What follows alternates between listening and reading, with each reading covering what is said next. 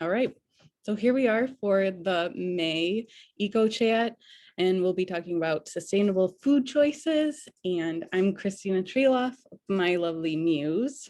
You can go ahead and introduce yourself. Yeah, and I'm Briana Meeker. I run the Zero Waste Journal, which is just a personal blog about zero waste, a lot of different environmental topics, and also connected with Chubby Goat Acres, a local animal sanctuary. Yeah, and Green Michigan. And Green Michigan. Yeah, recently started working with Green Michigan as well, who does a lot of free online workshops, some cheap workshops, a lot of good stuff from them too. So yeah, you have a lot of, what's the word? You're very credible in the community of all of that, and I love that. Yeah, it keeps me busy, that's for sure. Yeah. As my dinner's sitting here. Oh, you keep eating that dinner. That's right. We can chat and eat. So I think what we had in the little intro on the event page was we talked about three things: CSAs, local food, and food miles. I think when I did the PowerPoint that we're not looking at, I added in home gardening because that always sneaks in. That's also local food, but Yeah. it's super easy to have your own garden, even if you just have a patio or if you share someone else's garden in someone else's yard or whatever. So let's start with CSAs. So do you want to start with that? Sure. So I know there's a lot of local ones, and I've never actually joined one, but I think it's really good and important to get information out there on kind of what they do and what their model is. Also, for people in the Grand Rapids area who are interested in joining a CSA, which stands for Community Shared Agriculture, basically you pay a monthly rate and then you get a package of whatever food is in season. And whether you pick that up weekly or bi-weekly, or even once a month, that's just kind of the rate you pay is based on that. And you get a certain amount of food based on how much you want to get. So if you say, there's only 2 that are going to be eating from it, or a household of 4, your package will be a little bit different, but you work with a local farm and they get you this package. You can either pick it up directly from the farm or from a local farmer's market. Yeah. I years ago, it's probably when Addie was a baby, so 6 or 7 years ago, we did a CSA for the summer. Trillium, I think it was through Trillium, which is in Jenison here. They sold the farm, or it was up for sale a year or two ago.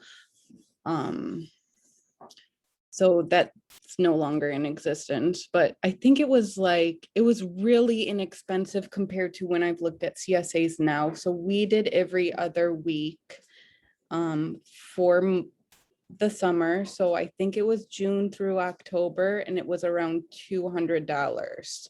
So that is like really inexpensive because I've looked through to Groundswell now, which I think Groundswell is organic, but not certified organic. Which usually, side note, is okay with me because I know there's a lot of expense and kind of things that go into that. And for people who really believe in what they do, if they say they're using organic practices and things like that, I'm usually fine with that. So Groundswell, they have like a June through, I want to say August or September, every other week for $375. And then they have an every week, I think it's every week, June through October for $675. Okay. And I think what it ends up being is like $34 a month, a week each time you pick up or something like that. So I remember when we got, wow, yeah, when we had our Trillium CSA, that was way cool. That was kind of when I first started sewing, because they featured me in their newsletter because I was sewing up. I would gather tank tops, like thicker spaghetti straps that I know Old Navy had a really Yeah. like made for really good ones. And I would sew the bottom of the tank top to make a grocery bag because they would stretch out really big, but they were so sturdy. So they featured that little hack in their newsletter. And that was, Oh, that's so cool. yeah, that was before My Lovely Muse. And yeah, that was, Before the madness began. yes. Yep. Before I recognized this kind of eco-conscious living as a huge passion and life thing, maybe I knew it then, but whatever. Anyway, we always picked up a lot of food there, and CSAs are really cool because you can find new foods that you hadn't tried before. I think that was the first time I tried kohlrabi, heirloom tomatoes, which we've probably tried, but it's nice to just have them on hand. A lot of times they just give you an idea of what you'll get that week. And then when you go to pick it up, you don't know the exact type, or, you know, if they're red cherry tomatoes or yellow cherry tomatoes or what. So that's always a fun surprise. And sometimes they had a little bit extra and they'd toss it in there if they wanted to share. That's kind of the beauty of going directly to the farm, to local people, and getting your goods from them. So that was my experience with CSA. I really loved that. We did look into getting a CSA this year. I think I always underestimate what my garden produces. And especially when it's time to look into a CSA, oh, that's another point. Start looking into CSAs probably around March or so, is when they have their information out there, or their signups, so that they have an idea of how much, well, maybe even before March. It's been quite some time. So they know how much to grow and how much to expect that they'll be handing out. That is, if they don't have a cap on how many people they allow for their CSA. So yeah, but I do underestimate how much we grow in our personal garden. And also it's the excitement of coming off of winter where there's nothing outside, and then looking forward to food. So I want as much fresh food as possible. So I'm like, let's look at all the CSAs. We didn't end up signing up for any.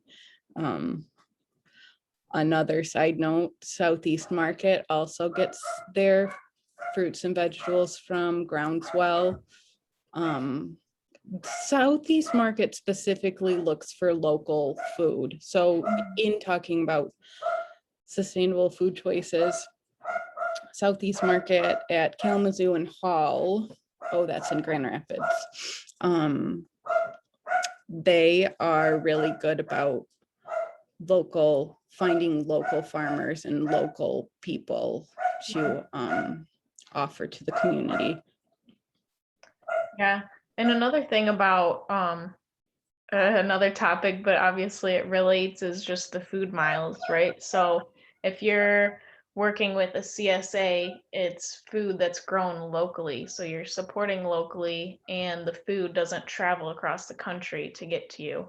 So when you're talking about food miles, you're talking about the carbon footprint of the food coming across the globe to get to your table. And that's really big in the food industry, that oftentimes we forget about it. But right, I mean, we don't have pineapple growing here. We don't have all the different varieties of fruits growing in the state. So obviously they have to come from outside of the state and even outside of the country. Yeah. I I'm reading the book Animal Vegetable Miracle by Barbara Kingsolver. Still reading that because I was reading that in our March Eco Chat. But I'm taking my time with it because it's such a fun read. Just because I know I could fly through it. It's all about gardening and things like that. But have you read that book, Briana? No, I haven't. So it's specifically about sustainable food choices. Like she and her family, it's about her documentation of this whole year of eating food, only local food, only food native to the area that they're in. So each chapter is a different month. And she talks, it starts around, the book starts around March, and I think I'm in July now, but it starts around March. They're located further south, I think in the Carolinas, that kind of area. So their zone is different. So they talk about March when the first crop is asparagus, and that's like the start of the season, which it kind of is here too. This is, I mean, yeah, now is when you can go driving down old dirt roads looking for the asparagus plants to forage. But it's they made a commitment as a family. She had 2 teenage daughters at the time and a husband and herself, and they made a commitment as a family to only eat local food. So they grew enough. They lived on like 100 acres or something insane, but it was land that was from her husband's family, so it was passed down through the family. So they had a lot of land for their gardening and everything like that. And so they talked about, I'm interested for when I get to the end of the book, when they talk about winter, because there've been little pieces where they talk about we eat as much when it's time, when the cucumbers are ready to harvest, that's our summer snack. We eat as many cucumbers as we possibly can so that we're sick of them by the time winter comes. And that concept is so fascinating to me, and something I wish to do at some point. I guess we always say once we get more land or once this happens or whatever, but we can really do this. I live on a 1/4 acre in a neighborhood. I can see 20 houses out this window right here, but I could probably do it. I could do it between, buying produce in bulk, which I do in the summertime. I've got my tomato man. He saved in my phone as Tomato Man, and I buy 3 bushels from him every summer and I can them. When you do that kind of stuff and pull from other farmers, other local people, and if you have those skills to can, preserve, dry, freeze, whatever, you could totally eat locally all year round. I do inspect my labels. We get imperfect food order once a week. And when I look at the labels and it says from Argentina or Mexico, I'm like, oh, I'm ruining everything.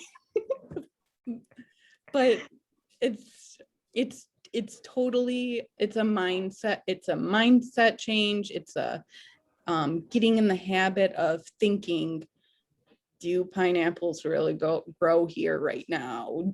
Ever? Do avocados grow here? It's those kind of things. And getting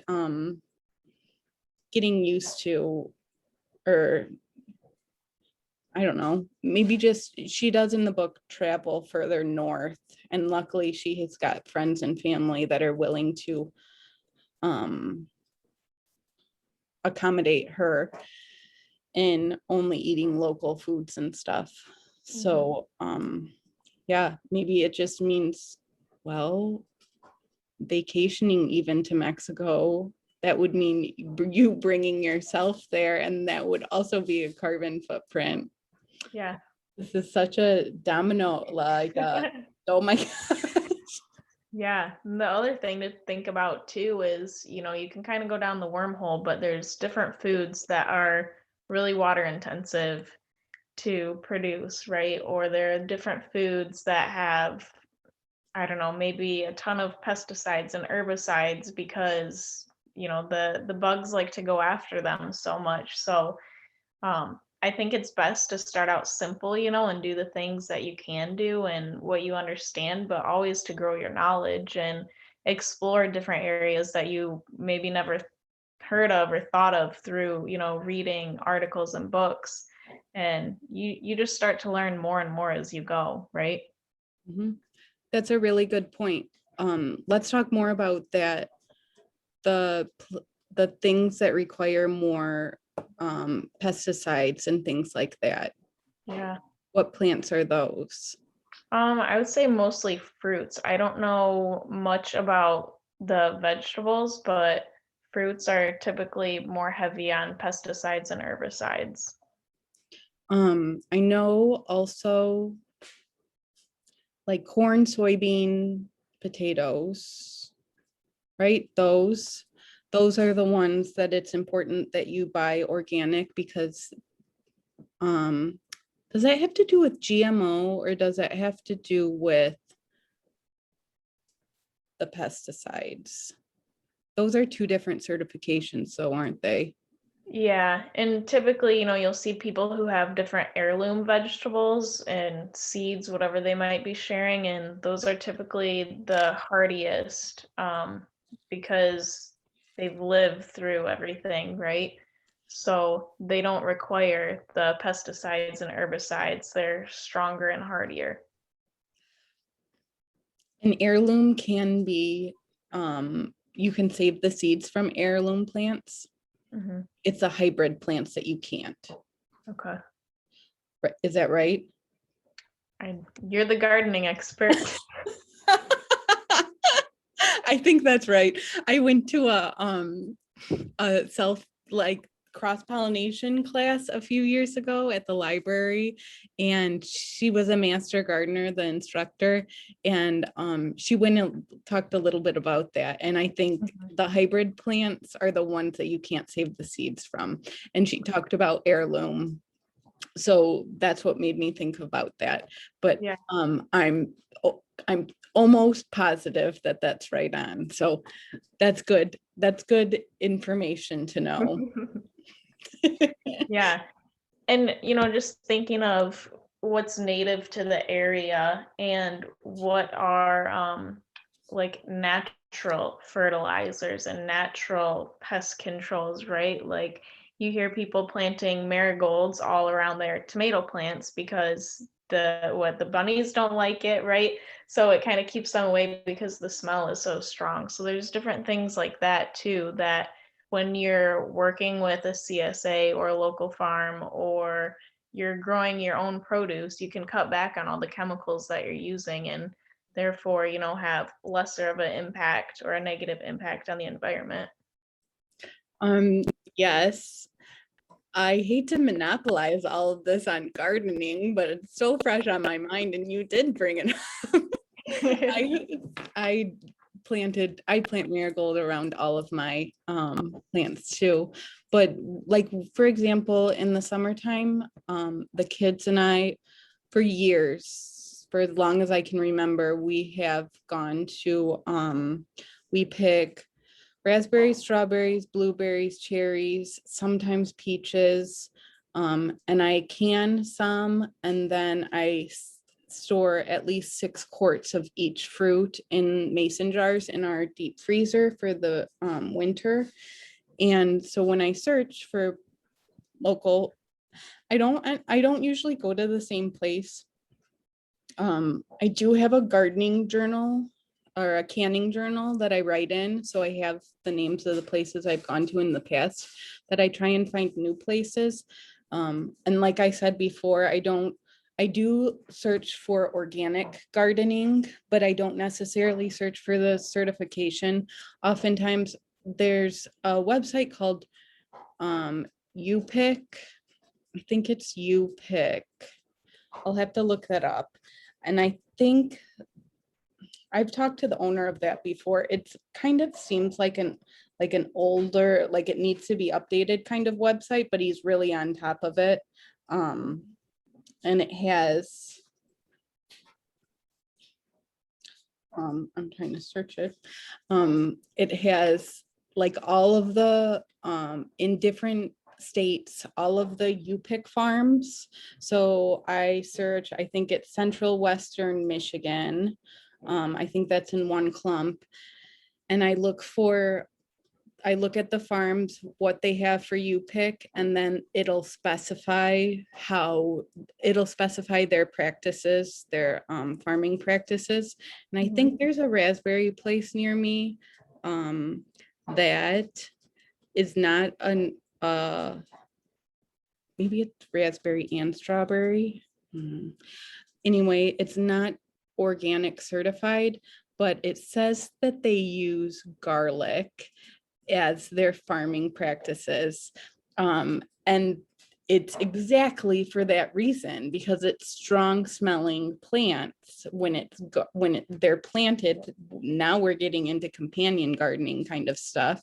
But when they're planted together, it'll deter certain pests because of the strong odor. So that is something that's really something to look for, especially pickyourown.org. It's pickyourown.org. Okay. And the other thing about organic certification is that for a lot of places, they just simply can't do it because their neighboring farm might use pesticides or something that doesn't go along the organic guidelines. So even if they do practice everything that goes along with the organic certification, just because of their location, they might not be able to get it. So I think it's important to support farmers who, are doing their best and doing what they can. That's a really good point. Do you know any specifics on like how far away you have to be from another It's farm? pretty far just because of you think of like chemicals that travel by wind or runoff from water. I'd have to look up the exacts, but I know it's pretty dramatic. Yeah, I can't imagine. That blows my mind that there'd even be a possibility to have organic farming, first of all, in how we live, where we live. Second of all, there's cornfields everywhere, and I know corn is, they use a lot of pesticides for corn. Yeah, especially like in the summertime, I take the kids and we go driving down towards the lake shore, because I like to check out the roadside stands. It's my favorite thing to do. And I do have my favorite one, but it's closer to the lake shore. But when you drive that way, it's all cornfields, and then the closer you get to the lake shore, it's finally blueberries. But yeah, that proximity, that's really interesting. But the bottom line is just to support the local farmers. Another thing that I think we didn't really mention talking about tonight, but sustainable food choices. I also think of, what type of packaging is your food coming in, and being all about zero waste, right? I can't not talk about it. But sustainable food choices includes what packaging are you bringing home when you're getting stuff at the store, because not everyone has access or has time, right? There's always the convenience of going to the grocery store and getting whatever you need for the week or for the month. But looking at different types of packaging and understanding what outlets you have to recycle or compost or reuse that packaging is really important too. I like falling down these little rabbit holes, little wormholes here. That's super important. Before the pandemic, since my eating habits are a little different than the rest of the family. I would usually do my shopping, the things that I wanted to get in the house separately. So I would go to Fresh Time because I know Fresh Time had so many bulk options, and I brought my mason jars and I weighed them ahead of time and wrote the weight down with permanent marker. And then I would specifically buy bulk foods, put them in my jars, and buy vegetables only if they weren't packaged in plastic. And I would come home and have literally zero waste from my grocery store shopping. And that is so ideal, but that is not the norm. And it's not even things that we think about. Like, you and I both have made produce bags, but why do we even need to use produce bag? Do you use produce bags? Sometimes I just throw it in the cart, right? Yes. It's like a luxury if you remember to bring them. Unless I'm going, to bulk foods specifically. Yes. That's when I'll remember the bags. But produce, you wash it, right? Or it has skin that you peel off. So I think we're just hypersensitive about germs, especially with COVID happening, but we're just so hypersensitive to it. Yeah. So yes, when we bring groceries home, I empty the sink and fill it up with water and vinegar and put the fruits and vegetables in there. My kids really love fruits, so, which is a wonderful thing, but I've started putting everything in there except for onions, because like Arlo, my 4-year-old loves mangoes, and he started eating the mango peels, which I Googled, and it's okay to eat the mango peels, but we make sure to wash them ahead of time because he likes to eat them. And this does very well fit into sustainable food choices, eating all the parts of the fruit, the peel on the mango and the kiwi, because you can eat that fuzzy kiwi peel.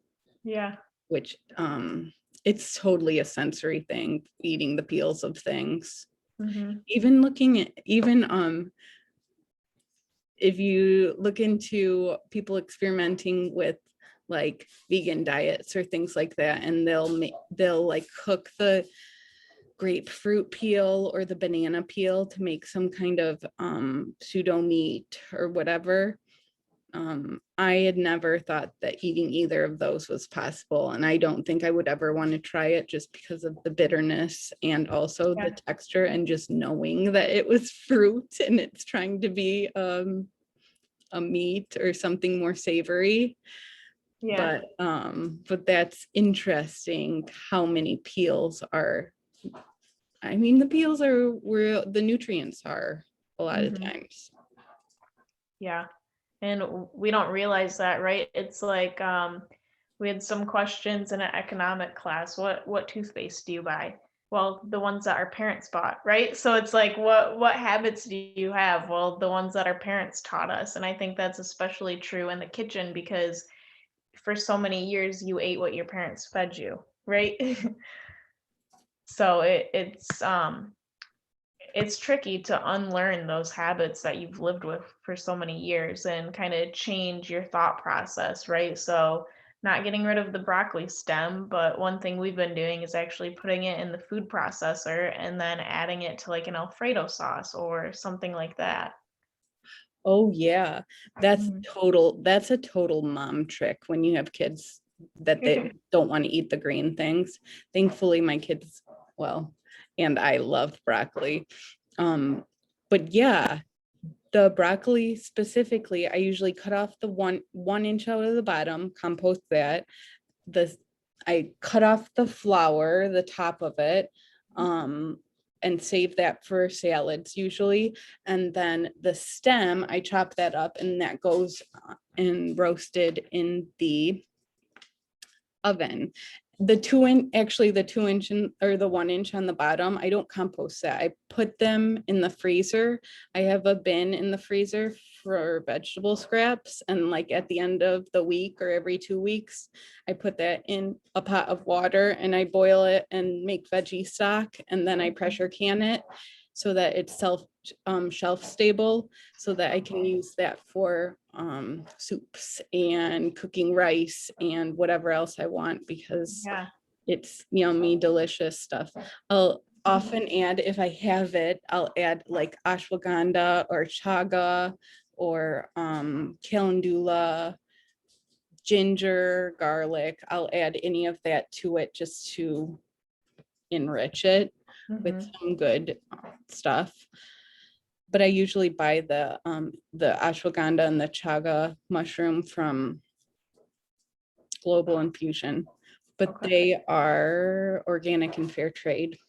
And before COVID, you could bring your own container. Yeah. Well, that's the other thing about being sustainable with your food too, is reducing the waste and then realizing how much money you're saving, because right now you're not going out and buying vegetable stock, you're making it out of what used to be trash or scraps. Reusing peels in different ways. So, you just get creative with it. Yeah. And then it turns into awesome compost. When we were working on our garden this week, we have 2 compost bins. One is by the road because we're on share waste. So people can contribute to I have a couple people that contribute to our compost, and I just keep that compost bin by the road so they can dump, and I don't need to let them in the backyard or anything like that. And then we have a second compost bin right next to the garage side door, so that in the winter we could just step out onto the concrete and like toss it over the snow pile and into the compost bin. Since it's not doing much in the winter, it's kind of shady in its winter spot, but I moved it over to its summer spot where it gets direct light so that it can do its real turning and stuff. So the compost at the bottom of that bin, Addie, that compost is off balance because I just need to add more brown matter to it. So there's especially the top layer, it's stinky and there's flies, but the bottom layer, and Addie, the kids hate being by it. So I moved all of those parts because I can get it all fine when it's in its summer spot. And then the bottom layer, I pull it out and I put it into a plastic file crate or milk crate, and I shake it to separate the bigger food pieces from the stuff that's already decomposed. And then, so I stick my hand in and pull up some really nice compost that's already been turned and it's ready to put in the garden. And I smell it, and I have Addie smell it, and it smells like nothing. And it's perfect. And I go, this used to be our food scraps. And that is so, we can all do that. That is so cool to me, that we can, through the food that we have to eat to stay alive, we can also create this dirt to create more food to keep us alive. And then also, don't forget, not you, because I know you know about it, the seed shares from the library. So not only can we make our own dirt, but we can go to the library and get local and heirloom seeds from the seed share. So, and I do have seeds through Green Michigan. We got them because typically it's a lady named Tanya or Tonya. She typically hosts a seed share, and just due to COVID, she didn't do that. So we got them kind of late, but we do have seeds. So if you know anyone who's looking for some, just send them my way and I'll see what I have in inventory. What seeds do you know? It's a shoebox full. It's just a bunch. Yeah.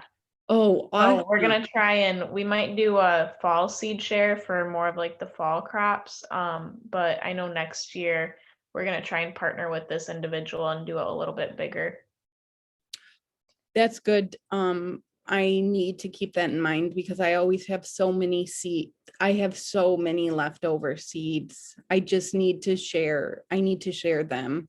I would love to also do a seed share and then a few months later do like a starter share, right? So you can, whatever you're starting at home, you can kind of share those.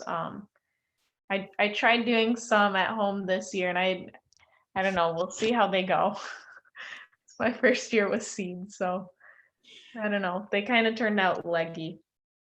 Do you know how many seeds I started in March? And I have 2 that are still alive.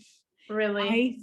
I really am not great at starting seeds indoors. There are, if I start them in the garden, like I started lettuce, carrots, and beans in the garden, those are not even worth starting indoors. So those I started in the garden and they're going to be fine. But tomatoes and peppers and cucumbers I started indoors. I have 1 cucumber or 1 tomato and 1 sunflower that is still alive, maybe. Like I planted them in the beginning of March and they're this tiny still. Yeah. And I make, and I loved on I did all the dirt, compost, peat moss mixture, fertilizer. Did you I have a put grow certain light? things to it.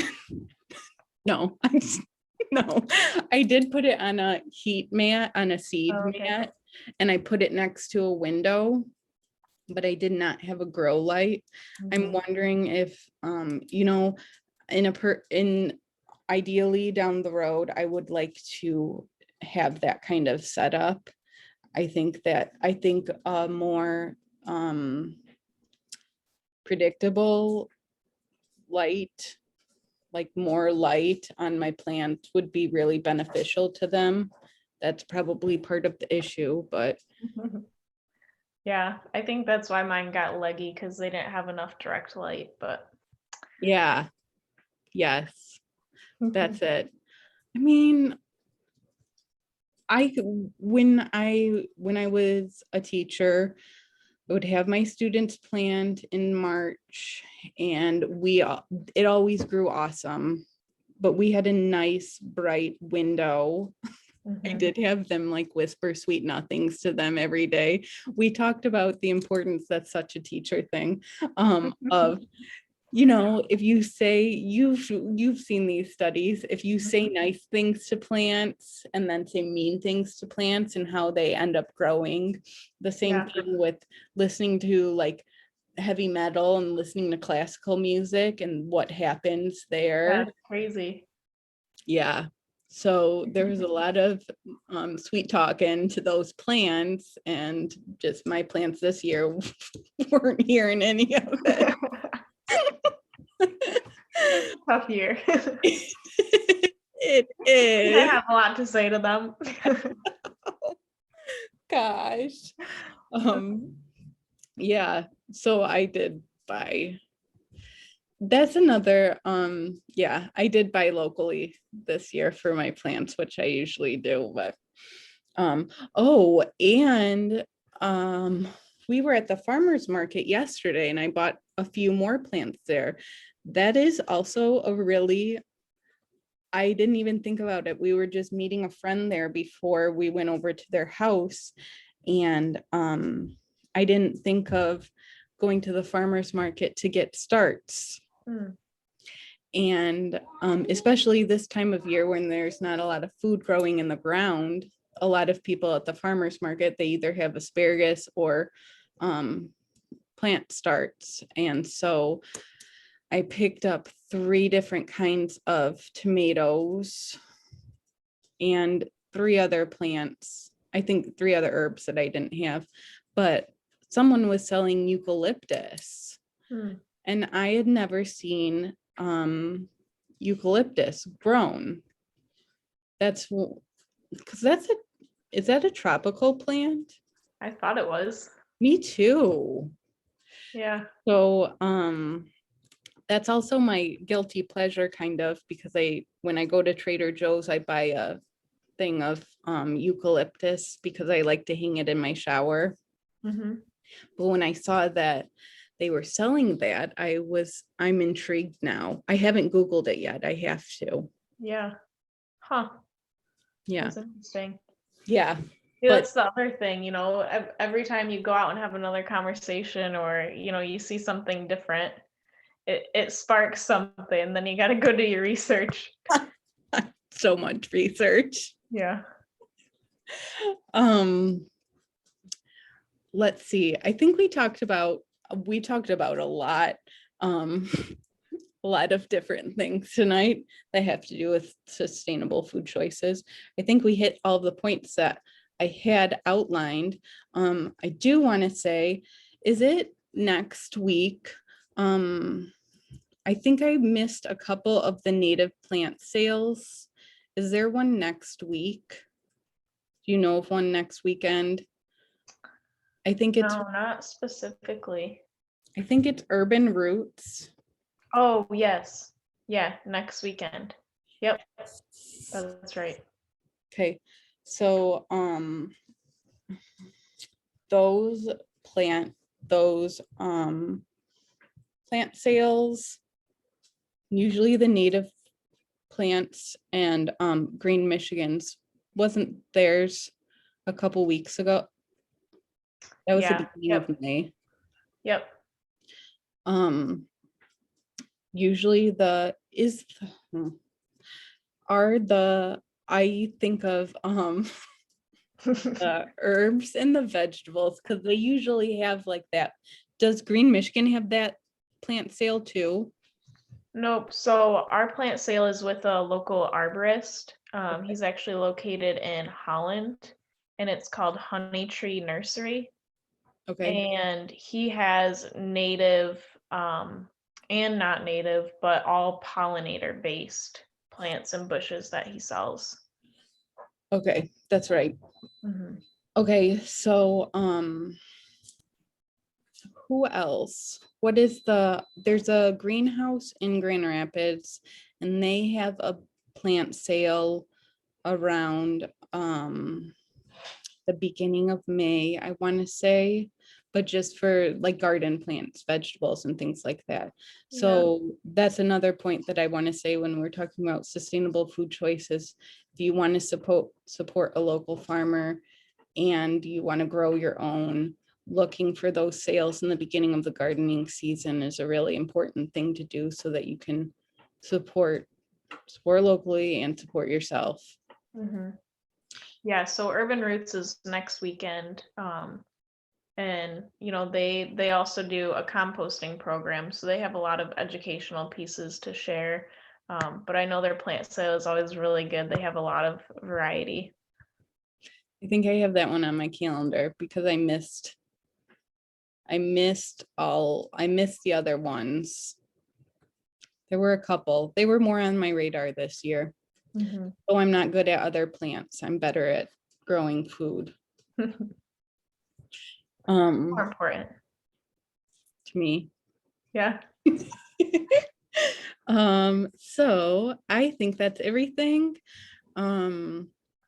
You can go ahead and contact either Briana or me if you have any questions. I put Briana's handle for Instagram in the chat and I can link that again. I'll post this. I'll have this recording on a page on my website and I'll put that link. It's a secret or private link and I'll post that in the event group or in the group or in the event page. Hmm. And so what is your email, Briana? It is just the zerowastejournal@gmail.com. Okay, there you have it. So that is all for tonight. And Megan, thank you so much for being here with us. I hope you learned some things.